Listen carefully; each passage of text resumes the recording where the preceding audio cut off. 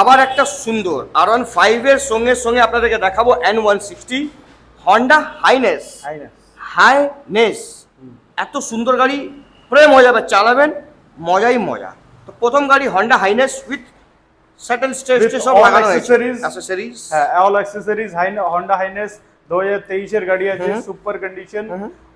দাম লাগবে 1,22,000 টাকা। 1,20,000 টাকা আপনার সঙ্গে ফাইনাল হয়েছে। 20,000 টাকা ডান। কোনো কথা হবে না। N160 2023 এর এন্ডের গাড়ি আছে, সুপার কন্ডিশন গাড়ি, কোনো কথা হবে না। 90,000 কথা তো হবে, 90,000 জান। 92,000 দেবো, কথা হবে।